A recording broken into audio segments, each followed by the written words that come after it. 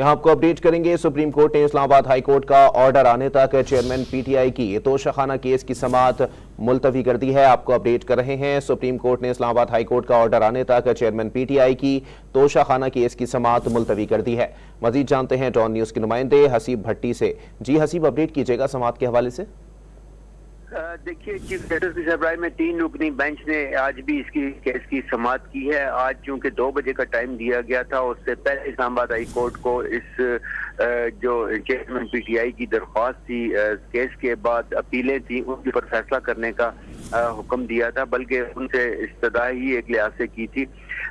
लेकिन चूंकि अभी तक चल रहा है, लिहाजा सुप्रीम कोर्ट ने समाअत शुरू की और उसके बाद ऑर्डर पास किया हुकूमत से चेयरमैन पीटीआई की जेल में हालत और उनको दी जाने वाली सहूलियात के हवाले से जो है वो रिपोर्ट तलब, तहरीरी तौर पर हुकूमत से रिपोर्ट तलब करने के बाद समाअत जो है वो मुलतवी कर दी है। जब तक ये कहा जा रहा है कि जब तक हाई कोर्ट का फैसला नहीं आता उस वक्त समाअत मुलतवी की जाती है। जी, बहुत शुक्रिया हसीब भट्टी अपडेट करने के लिए। आपको बताएं कि सुप्रीम कोर्ट की जानिब से इस्लामाबाद हाई कोर्ट का ऑर्डर आने तक चेयरमैन पीटीआई की तोशाखाना केस की समाअत मुलतवी कर दी गई है।